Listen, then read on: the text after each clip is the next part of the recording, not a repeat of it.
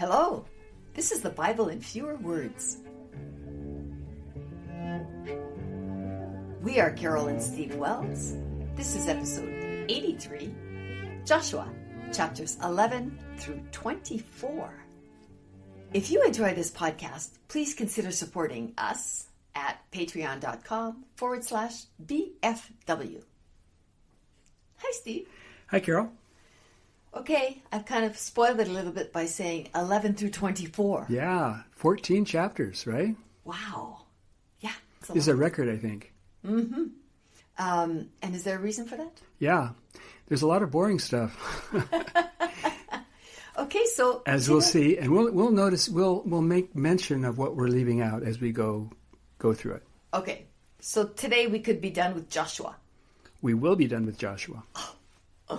Okay. If we make it through this podcast. I think we will. Okay. Chapter 11, verse 1. After word spread about Joshua's massacres, the surrounding kings united in a coalition to defend themselves. Yeah, remember this had happened before. I think it's the third time. Yes. That other people have been worried. Oh, no, look what they did to Jericho and Ai. Yeah. They're going to do it to us too. So they're doing it again here. They were Canaanites, Amorites, Hittites, Perizzites, Jebusites, and Hivites. That's not parasites.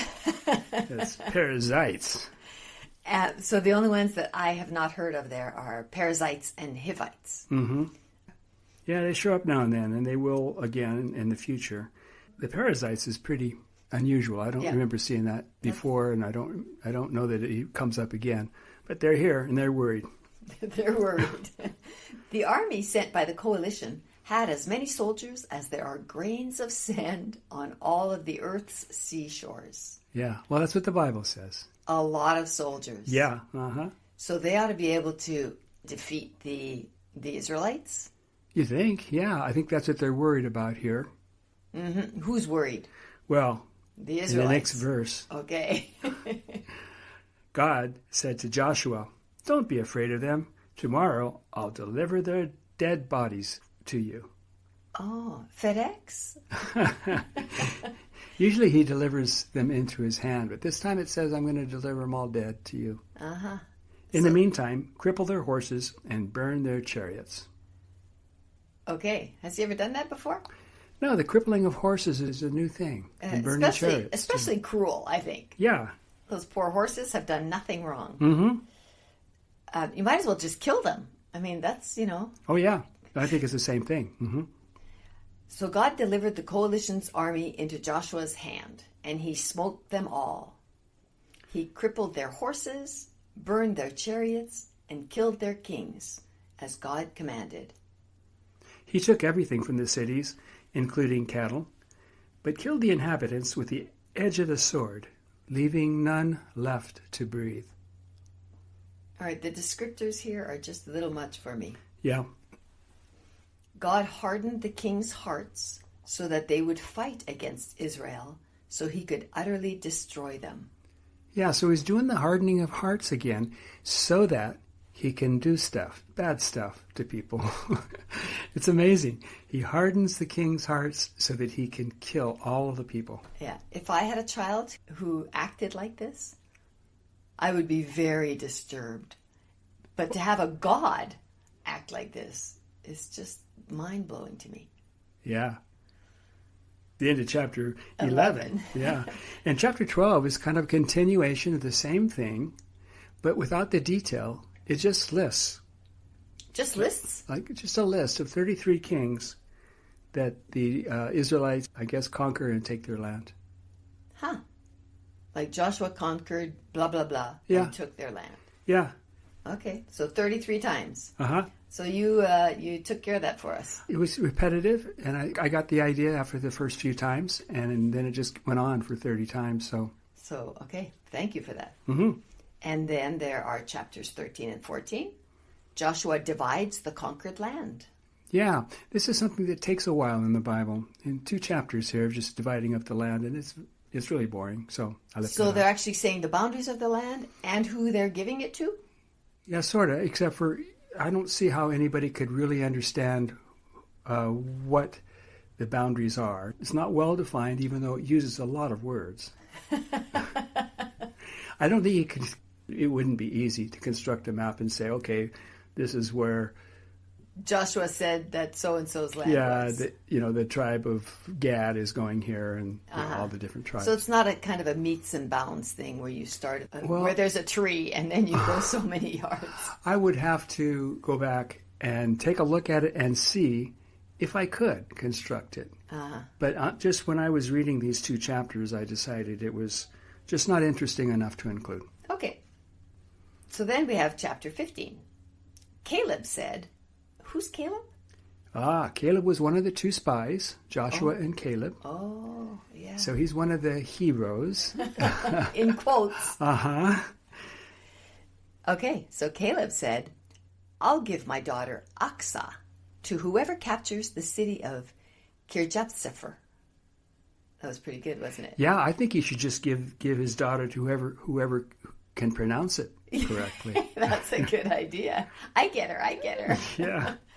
Caleb's nephew, Othniel, took Kirjath-Sepher, and Caleb gave his daughter to him for a wife. It's kind of sweet, isn't it? So now just individuals are capturing cities now? They used to be whole armies. Yeah, I never really paid much attention to that. He couldn't have captured a whole city by himself. He must have led a bunch of people. Yeah, an army. And so anyhow, he got credit for it. Mm-hmm. And so he got to marry Caleb's daughter. Yeah. Okay, and this guy's name is Othniel. Mm-hmm. So we are really moving along here. We are. So we're now in chapter 16 and 17, where they're dealing with the allotments for Manasseh and Ephraim and Joseph. And they're being treated a little bit specially here, I guess. But it's definitely boring. So that's why I left it out. Okay, so chapters 18 and 19. The land is divided by casting lots. So are we talking about the Israelite land where most of them are, or where across the river are? It's in the land of Canaan across the river, across the Jordan River. And we spent another 2 whole chapters. Because we've done this before. We've already done this, I think, a couple times. So I left it all out. Okay. Chapter 20 is about the cities of refuge. Again? Yeah, and we've had that a couple times, and I've left it out before. Yeah. We're leaving it out again, but just to refresh our memories about that, the cities of refuge were places that a person could go if they accidentally killed someone. That's right. Because the avenger of blood, who's a family member of the person who died, can't touch them if they go to the city of refuge. That's right. Otherwise, it's the job of the avenger of blood or revenger of blood to kill the killer. Yeah. But if you can get here to the city of refuge, you get to stay there safely until the high priest dies. You're right. Anyway. And I do want to say avenger of blood, but it's not. It's sometimes said revenger. Sometimes it's said avenger. Oh. I think it's the same thing. Okay. Chapter 21. Suburbs for Levites. Yeah. So the suburbans. They are. They're suburbanites. And I guess what it is that the Levites didn't get their own special place. They didn't get part of the cast of allotments. No. So when they were dividing up the land, the Levites didn't get any of it. So what happens, I think, is that each of the cities would have like surrounding suburbs that the Levites would could live in. Yeah. Okay. And chapter 22. When the eastern tribes, the Reubenites, the Gadites, and half of the tribe of Manasseh, so they returned to the country of Gilead on the west side of the Jordan River, and they built an altar. When the Israelites heard about the altar, they gathered together at Shiloh to go to war against them. All right. All of a sudden, their Israelite brothers are no longer their Israelite brothers? Yeah, it's strange, isn't it? Yes. All they did was build an altar, which is kind of an Israelite thing to do, right? They've been doing it all along. They're always for 40 building years. altars. Yeah, I don't know why that's such a big deal, but they got really upset, so upset that they were going to go to war against them for building this altar. So they said to them, "Why have you rebelled against God by building an altar?" Now God will be angry at all of us. Uh-oh. He's the type. Yes, he is. The eastern tribes replied, all in unison. I can just hear them. The altar that we built will be a witness between you and us. It won't be used for burnt offerings or sacrifice. So when they say you and us, like you Israelites and us Israelites. Yeah, the western tribes and the eastern tribes. Okay. It's going to be just a monument to, a big peaceful thing. So we don't need to go to war over it. I wonder if they just saw them approaching and thought, oops, what have we done wrong? Hey, let's say this. Let's say this, everybody. Yeah.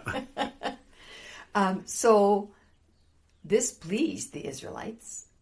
So they decided not to go to war with the eastern tribes. And they called the altar Ed. An altar named Ed. Isn't it a horse named Ed? It is, Mr. Oh my Ed. Gosh. Yeah, I love that. They called it Ed. An altar, like a place where you would, ordinarily burn things, but not here. Anyway, it's called Ed. Yeah. What is it going to be used for if it's not used for? It's just a monument, I think. Oh, I see. Yeah. It's a peaceful monument. Like we have one between Canada and the United States. Peace Monument, Peace Park, right? Yes. Yeah, it's like that. Okay. All right. Chapter 23. Yeah, this is Joshua's final speech. After God finished helping the Israelites slaughter all of their enemies, Joshua was getting old. He called all the Israelites together and said to them, I'm going to die today. God has this to say to you.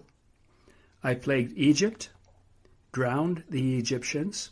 I helped you massacre Jericho and kill the Amorites, Perizzites, Canaanites, Hittites, Girgashites, Hivites, and Jebusites.